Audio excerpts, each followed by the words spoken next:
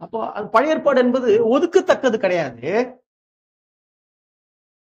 ஏற்கனவே முன்னறிவிக்கப்பட்டது. ஏற்கனவே முன்னறிவிக்கப்பட்டது. அப்போ அந்த ஆபிரகாம் என்ற ஒரு மனுஷனுடைய வாழ்க்கையில பேர்பட்ட ஒரு ஒரு விசுவாசத்தின் தந்தை என்று வந்ததுன்னா அவன் சொன்னதை செய்தான். கிட்டத்தட்ட 25 ஆண்டுகள் காத்திருக்கிறான். சும்மா கிடையாது. உடனே வளர்ச்சி சர்ச்சில், இன்னைக்கு உடனே வளர்ச்சி. எத்தனை பேர் எங்க சர்ச்சில்? அது எப்படிதான் எனக்கு ஒண்ணுமே புரியல. எனக்கு புரியல. எனக்கு உண்மையிலே கடவுள் கொடுத்தாருன்னா சந்தோஷம், மகிழ்ச்சி எனக்கு. அது ஒரு ஓகே, அதுல மாற்று கருத்துல. ஆண்டவர் அந்த மாதிரி கொடுத்தாரா சந்தோஷம். ஆண்டவர் நடத்துதுன்னு ஓகே தான். பேதுரு காலத்துல 3000 5000 சொல்லிட்டு ரட்சிக்கப்படுறாங்க. ரைட், ஓகே, நான் இல்லைன்னு சொல்லல.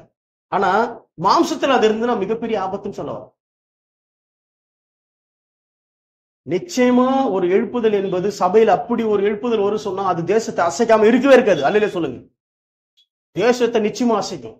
அப்போ ஒரு எழுப்புதல் சபைக்குள்ள வந்து தேசத்தை அது அசைக்கலன்னா அதுல இருந்து நீங்க கண்டுபிடிச்சுனா அது என்னது?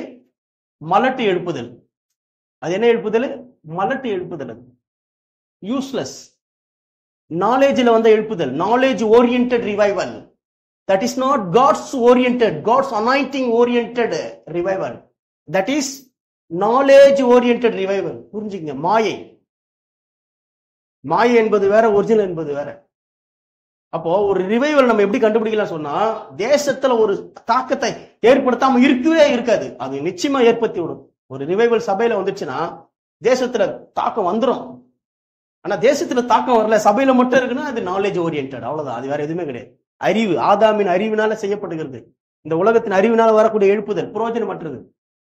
அதைத்தான் நான் பேசிட்டு இருக்கிறேன். உண்மையிலேயே ஒரு எழுப்புதல் வந்ததுன்னா அது தேசத்துல எழுப்புதல் வரும். எனக்கு தாகம் என்னன்னா, எழுப்புதல் வந்து தேசத்தை பிரதிபலிக்கணும்.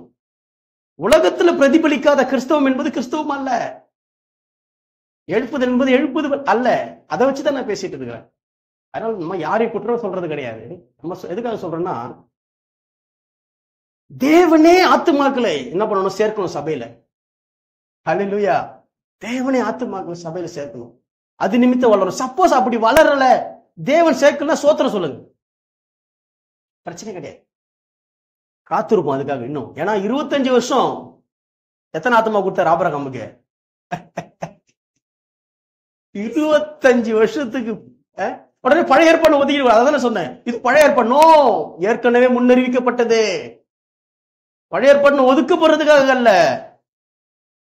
சரியாய் நாம் புரிந்து கொள்ளணும் புதிய ஏற்பாட்டின் வெளிச்சத்துல என்பதற்காக பழைய ஏற்பாடு.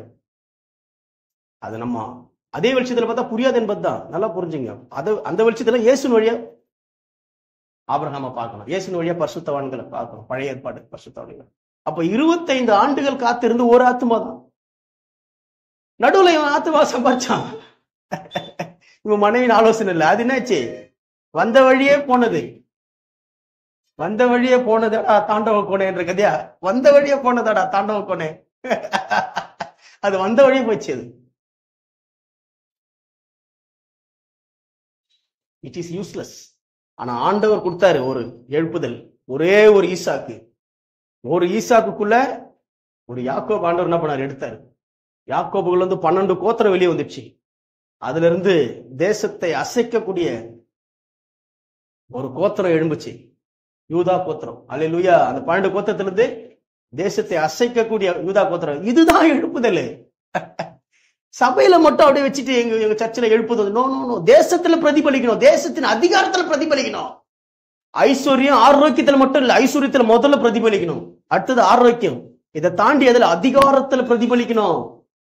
அதிகாரத்துல பிரதிபலிக்காத ஒரு எழுப்புதலே கிடையாது.